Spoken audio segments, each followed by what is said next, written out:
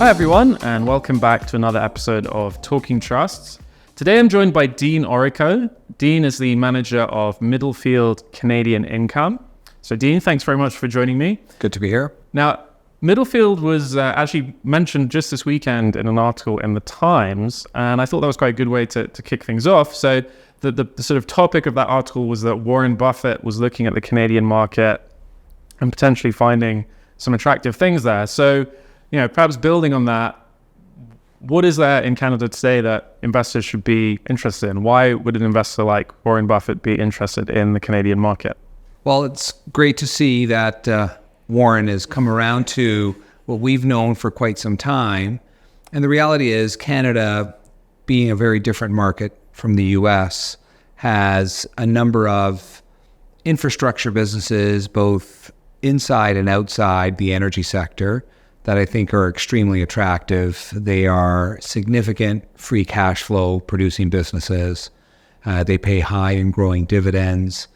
And if they're involved in or tangential to the oil and gas business, I think the perception of oil and gas has changed quite a bit over the past 2 years or so. And I think it started with Russia's invasion of Ukraine, when Europe basically realized they could no longer rely on Russian natural gas as a safe and stable source of baseload power, fuel for baseload power. And I think given Canada's abundance of natural gas, we're a top 5 oil and gas producer in the world. We're a net exporter of oil and gas. And as a result of that abundance, we've got a number of really attractive businesses that I think Warren Buffett, would likely have an interest in because they're trading quite cheaply and there's a really good long runway for these companies.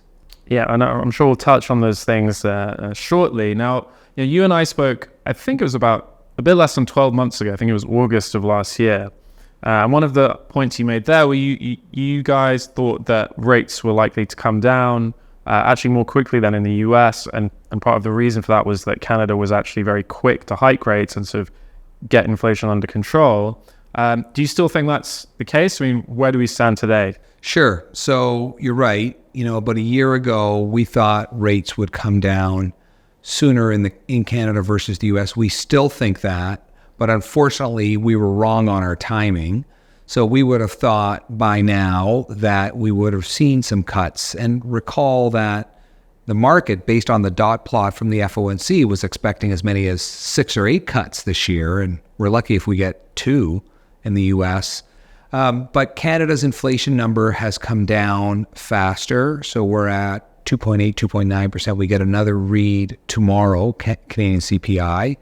And the markets are telling us today that we'll see a quarter basis point cut either in June or July of this year, with a few more towards the end of 24 and then going into 25. So it's our view that just based on the data and where inflation is going, that rates will be coming down. Having said that, I think the days of 0% interest rates and little to no inflation are in the rearview mirror. So that decade of 2010 to 2020, when money was free, we don't think that's coming back anytime soon. So I think you're in a higher rate environment relative to that period, but certainly lower than where we are today. Yeah, and I think it's probably worth highlighting though that, as you mentioned, Canada has this natural gas and oil industry that's sort of helping keep prices lower than perhaps they would be elsewhere. But that sector is also quite a big part of the MCT portfolio today. Can you sort of talk through the thinking there? I mean, what are the sort of facets of that sector that you think are attractive, and perhaps how they feed into the trust investment objectives as well? Sure. So when I think about the Canadian market, and I often get asked, well, it's actually similar to the UK market. I says, yes, it is. It's actually very similar in size and market capitalization. But in composition, there is one major difference in that the energy sector and mining materials in aggregate represents about 35% of our market. And that's far greater than what you're seeing here in the UK. So we've got a very well-established energy infrastructure area. So specifically, these would be pipeline businesses, natural gas, gathering and processing businesses. These would be power generation businesses. all of whom trade publicly and are characterized as energy pipelines, energy infrastructure, or as utilities. And they would represent significant portions of MCT's portfolio. And what we love about those businesses is that they are truly stable and growing dividend payers. They typically sell their capacity on a take-or-pay basis. So if I have a pipeline, if I'm Enbridge, for example, which would be one of our largest weightings, $100 billion market cap plus business in Canada, I've got pipelines, I sell the capacity to producers, and you either take that capacity or not, you still have to pay me. So they're very contractual revenue streams. And they've also got other elements of their business that they're growing marginally over time. So you're getting anywhere from a 6 to 7% annual yield that grows anywhere between 3 and 5, 3 and 6% per annum. We love those kind of businesses. We'll own them all day long. And there'd be those kind of businesses that I think Warren Buffett probably be looking at pretty carefully because they're trading cheaply and the fundamentals are so attractive right now. Yeah. And, actually, when we spoke last year as well, another area that is very overweight as well is real estate. And I think, again, that's another sector where the fundamentals, at least when we spoke last time, and I would say the positive story has continued, looks pretty good, but the market might not be recognizing that. Can you talk through those holdings as well? Because in some ways, that's the most striking. I think if you were to look at the portfolio fact sheet, that would probably be the most striking feature. So can you talk through that and perhaps also the sort of population growth that might be feeding into that as well? Sure. So let's start on the latter part first. So Canada's a country of about 40 million people. Last year, we took in about 500,000 permanent residents, and that's been the case roughly between 400,000 and 500,000 for the last few years. That'll probably be the case over the next few years as well. We have a shortage of labor. They've got a points-based immigration system in Canada that basically gives you more points for your age and your education. So about 60% came in under the economic class. These are basically people between the ages of 29 and 54 who can immediately contribute to the workforce. So by and large, that's worked pretty well. We've also had a large number of non-permanent residents come in, and that's foreign temporary workers as well as international students. Those numbers and the quotas for those are coming down, because we want to make sure that whatever population does come in or immigration does come in, the economy can handle it, the infrastructure can handle it. So right now, that's clearly a big number that governments are looking to lessen. But the impact from our perspective as investors is very positive as far as real estate goes. So the fundamentals in the Canadian real estate sector, both multifamily apartment rentals as well as commercial, aside from office, are as good as I've seen it in 10 years. And on average, the sector trades at a 20% discount to NAV, so not dissimilar to what you're seeing here in the UK. And whether I'm talking multifamily, the apartment rentals, or open air, grocery anchored retail, seniors housing, also very, very solid footing, as well as areas that we like that are even in the US market called data centers. We think the outlook for all of those continues to be very attractive, but the market doesn't seem to care right now because most of the investors who might own a REIT are sitting in relatively risk-free cash-like instruments, giving them 5%. And I often get asked, well, when rates come down, if you're right and rates do come down, does that money not go to tech? I think that money's not going to go to tech. The money that was going to go to tech is probably already going to tech. I think people who are sitting in 5% relatively risk-free paper who realize that over the next 3 or 4 months, maybe they're only going to get 3%, they're going to start looking at things like REITs and utilities that are giving them very comparable yields that'll grow over time based on the fundamentals and are trading at a discount to NAV.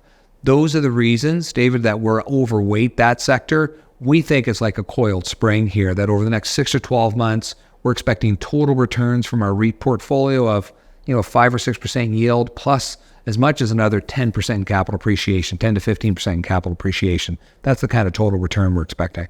Yeah, it's really interesting. I think actually if rates did come down, as you said, they probably wouldn't go to those kind of 0% levels that they were at previously. So again, less incentive to put money elsewhere. Well, perhaps to finish off, the other sector that is big part of the portfolio is financials. And again, I think over the last couple of years, sort of comparable to real estate in the sense that I think it's a sector people have been a bit wary of, perhaps unsure of. However, having said that, I think, again, Canada is very different from the US, but I think in the mind of a lot of investors, they sort of put the two together, which might not be the correct thing to do. So can you sort of talk through that opportunity? What's the outlook there? Yeah, our financials are by far the largest part of our market. They're over 30% of our benchmark. We're sitting at 23, 24% in the MCT portfolio, so still a healthy weighting. They're trading today, our banks are at about 9.5 times versus closer to about 10.5 times earnings. So they're at a discounted valuation. And as interest rates have gone up and stayed higher for an extended period, you're seeing the squeeze on earnings because they're paying more for those deposits. And unlike in years past where investors weren't that aware of the interest they were earning on the cash in their savings account, more and more investors are aware of that and demanding higher rates from the banks, and that's squeezing the margin for the banks.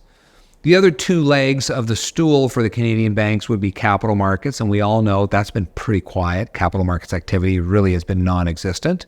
And then wealth management. And similarly, the wealth management division of a Royal Bank of Canada, for example, those clients are sitting in cash-like instruments earning 5%. They're not fee-bearing types of instruments that the bank is going to benefit from.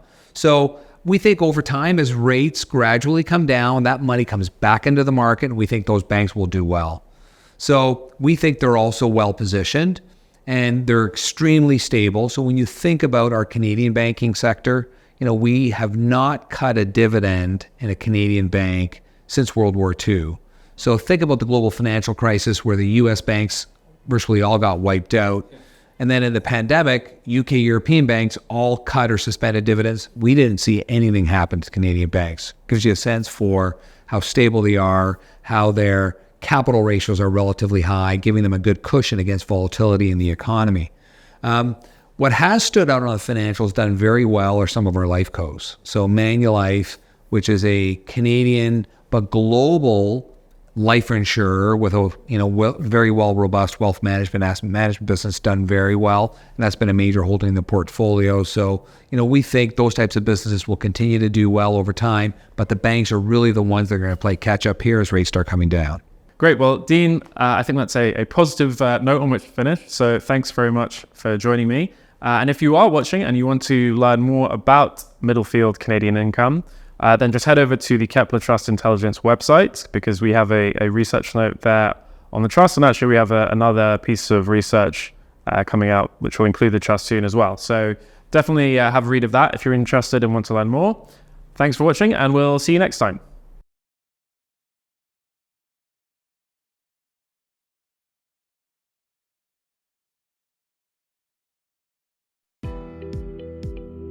Past performance is not a reliable indicator of future results. The value of investments can fall as well as rise, and you may get back less than you invested when you decide to sell your investments. It is strongly recommended that if you are a private investor, independent financial advice should be taken before making any investment or financial decision. Please be aware that there can be a time lag when we release videos, meaning time-sensitive information may no longer be accurate at the time of publication. Kepler Partners LLP has a relationship with some of the companies covered in this video, which may impair its objectivity. Kepler Partners LLP is authorized and regulated by the Financial Conduct Authority,